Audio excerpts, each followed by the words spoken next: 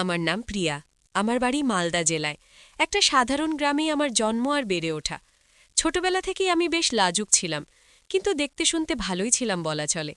আমার শরীরটা বরাবরই টানটান, শাড়িতেও তার বাঁকগুলো স্পষ্ট বোঝা যায়।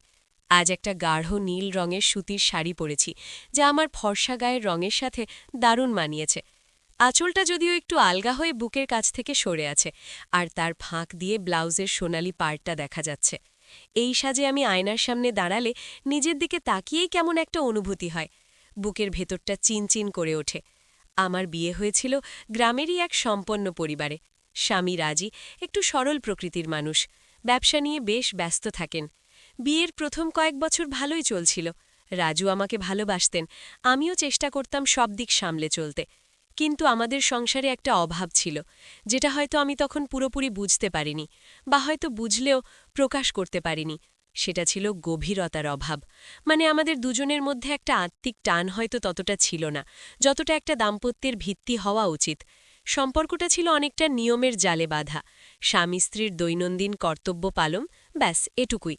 কখনো মনে হয়নি যে আমরা একে অপরের সবচেয়ে ভালো বন্ধু। রাজু তার ব্যবসার কথা বলতেন, আমি মন দিয়ে শুনতাম, কিন্তু তার ভেতরের অনুভূতিগুলো হয়তো কখনো ছুঁয়ে দেখতে পারিনি। আর আমার ভেতরের কথাগুলো তাকে বলা হয়ে ওঠেনি। এই বিশাল বাড়ির আরেকটা অংশ জুড়ে থাকত আমার শ্বশুর শাশুড়ি আর রাজুর ছোট ভাই অমিত। অমিত আমার থেকে বছর তিনেকের ছোট। সে কলেজে পড়ত যখন আমার বিয়ে হয়। প্রথম থেকেই অমিতকে আমি ছোট ভাইয়ের চোখেই দেখতাম। হাসি ঠাট্টা, টুকটাক সাংসারিক কাজে সাহায্য করা, এইটুকুই ছিল আমাদের সম্পর্ক। অমিত ছিল খুব মিশুক, প্রাণবন্ত একটা ছেলে। ওর হাসি দেখলে মন ভালো হয়ে যেত। ওর সাথে কথা বলতে আমার ভালো লাগত, কারণ রাজুর মতো ও কখনোই চুপ করে থাকত না। নানা রকম গল্প করত, মজার কথা বলত, এমনকি আমার পছন্দের গানও গাইত। ধীরে ধীরে সময় বেরোতে লাগল। রাজুর ব্যবসার চাপ আরও বাড়ল। তিনি প্রায়ই বাইরে বাইরে থাকতেন, হয়তো 2 দিন 3 দিন, কখনো পুরো সপ্তাহ। এই সময়গুলোতে আমার একাকিত্ব আরও প্রকট হয়ে উঠত।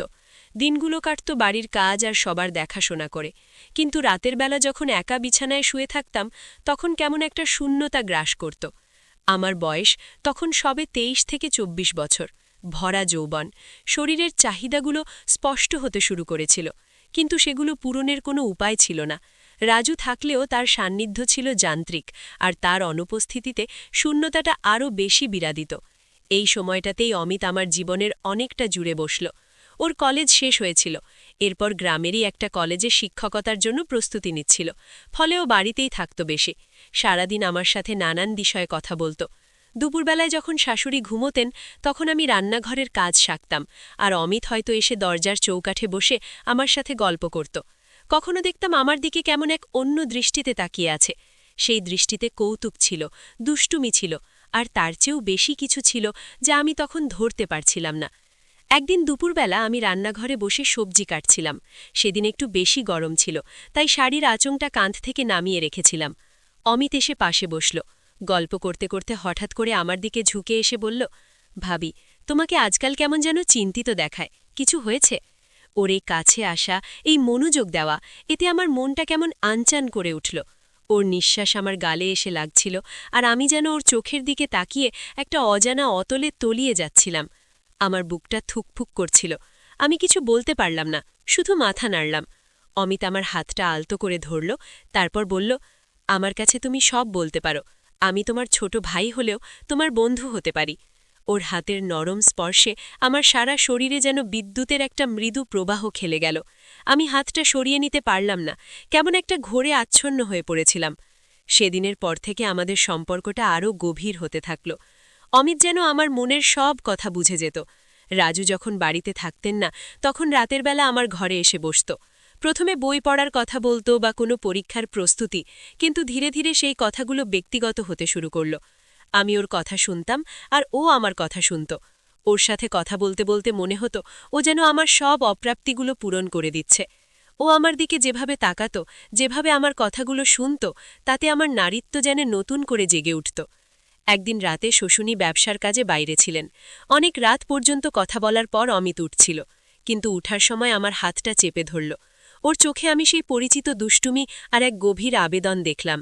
আমার হাতটা ধরে নিজের বুকে টেনে নিয়ে বলল, ভাবি, তুমি এত সুন্দর, তোমাকে দেখে আমার কেমন যেন লাগে। ওর কথায় আমার শরীরটা যেন কেঁপে উঠল।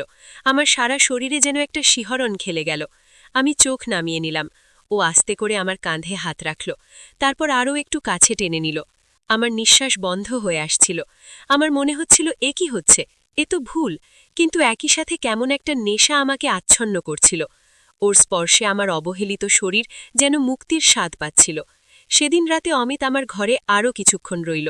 আমরা কথা বলিনি বেশি, শুধু একে অপরের কাছাকাছি ছিলাম, স্পর্শের ভাষা দিয়ে অনেক কিছু বুঝে নিচ্ছিলাম। ওর হাত আলতো করে আমার কোমরের কাছে চলে এলো। শাড়ির তলায় যেখানে ত্বক উন্মুক্ত, সেখানে ওর হাতের উষ্ণ স্পর্শ যেন আগুন ধরিয়ে দিচ্ছিল। আমি চোখ বন্ধ করে ওর দিকে আরও একটু ঝুঁকে গেলাম। আমার মনে হচ্ছিল এই মুহূর্তটা যেন কখনো শেষ না হয়। ওর ঠোঁট যখন আমার গালে আলতো করে ছুঁয়ে গেল, তখন আমার ভেতরটা যেন চূর্ণ বিচূর্ণ হয়ে গেল। সমস্ত বাধা, সমস্ত দ্বিধা এক নিমেষে ভেঙে গেল।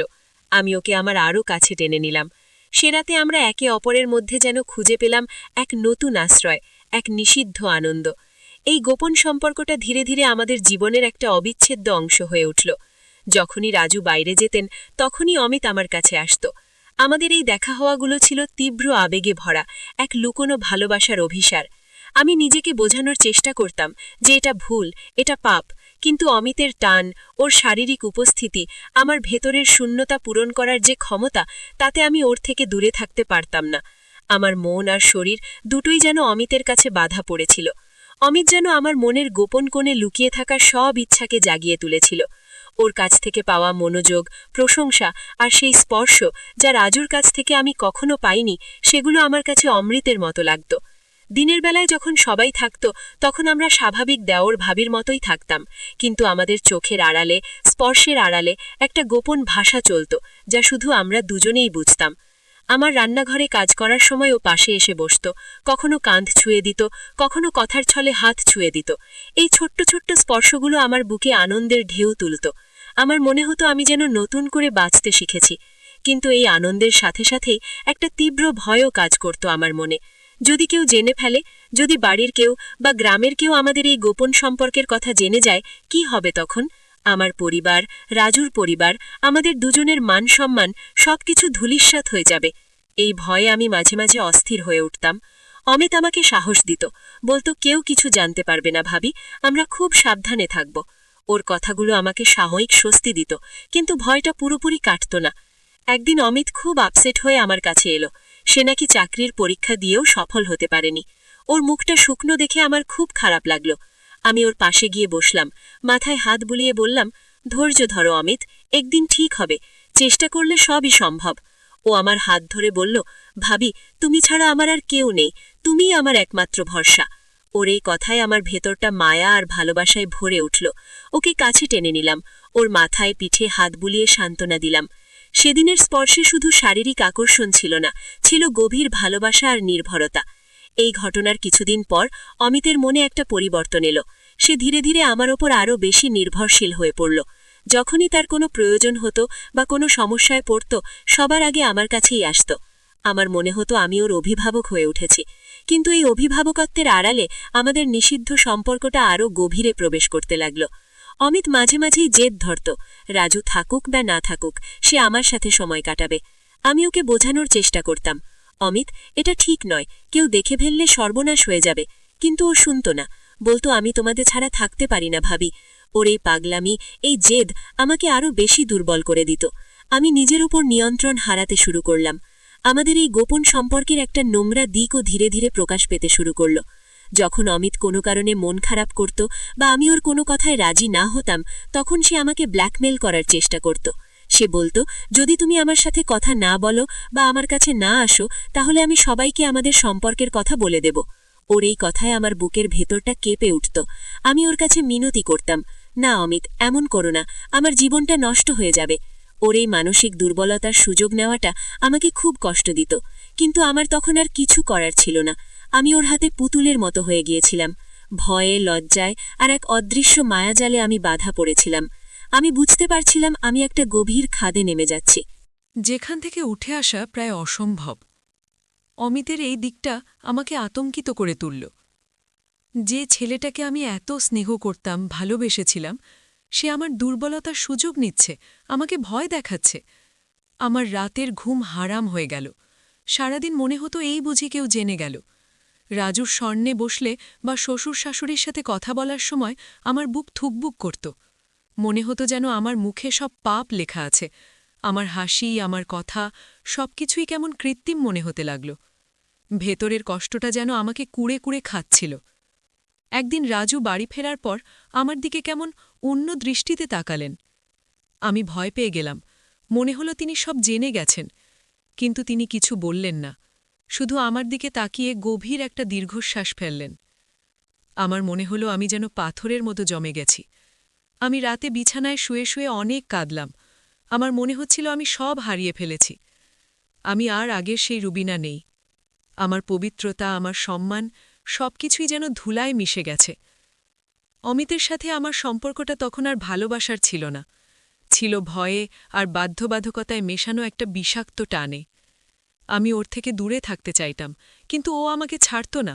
যখনই সুযোগ পেত আমার কাছে চলে আসত, আর ওর চোখের চাহনি দেখে আমার শরীর ভয়ে কুঁকড়ে যেত। আমি আমার নিজের বাড়িতেই যেন বন্দী হয়ে পড়েছিলাম। আমার মন চাইত চিৎকার করে সব বলে দিতে, কিন্তু মুখ দিয়ে কথা বেরোত না। আমার নীরবতাই যেন আমার ধ্বংসের কারণ হয়ে দাঁড়িয়েছিল। একদিন গ্রামের এক অনুষ্ঠানে আমাদের পুরো পরিবার গিয়েছিল। সেখানেই অমিতের সাথে আমার কথা কাটাকাটি হল। আমি ওকে স্পষ্ট জানিয়ে দিলাম, আর নয় অমিত, আমি আর পারছি না, এই সম্পর্কটা এখানেই শেষ। অমিত প্রথমে আমাকে ভয় দেখানোর চেষ্টা করল, কিন্তু আমি তখন আর ভয় পাচ্ছিলাম না। আমার ভেতরের রাগ আর আত্মসম্মান বোধ আমাকে শক্তি জুগিয়েছিল। আমি বললাম, যা খুশি করো, কিন্তু আমি আর তোমার হাতে পুতুল হয়ে থাকব না। আমার এই দৃঢ়তা দেখে অমিত অবাক হল। সে হয়তো ভাবেনি যে আমি তার বিরুদ্ধে এত সাহস দেখাতে পারব। সে মুহূর্তের জন্য যেন কেমন চুপসে গেল। এরপর থেকে আমাদের সম্পর্কটা ধীরে ধীরে ভাঙতে শুরু করল। অমিত কিছুটা দূরে সরে গেল, কিন্তু তার চোখে সেই ভয় দেখানো চাহনিটা রয়েই গেল। আমি বুঝতে পারছিলাম আমার জীবনে এই অধ্যায়টা সহজে শেষ হবে না, এর পরিণতি আমাকে ভোগ করতেই হবে। কয়েক মাস কেটে গেল। অমিত হঠাৎ করেই গ্রামের বাইরে একটা চাকরি পেয়ে চলে গেল। আমার বুকের ওপর থেকে যেন একটা পাথর নেমে গেল। হাঁপ ছেড়ে বাঁচলাম। আমার মনে হল আমি আবার স্বাধীন হয়েছি, কিন্তু মনের গভীরের ক্ষতগুলো রয়েই গেল। যে সম্মান, যে আত্মবিশ্বাস আমি হারিয়েছিলাম, তা ফিরে পেতে অনেক সময় লাগবে। রাজু আজও কিছু বলেননি, বা হয়তো বুঝতেও পারেননি, কিন্তু আমার মনে অপরাধবোধের একটা মেঘ জমে আছে। আমি জানি এই পাপের প্রায়শ্চিত্ত আমাকে সারা জীবন করতে হবে।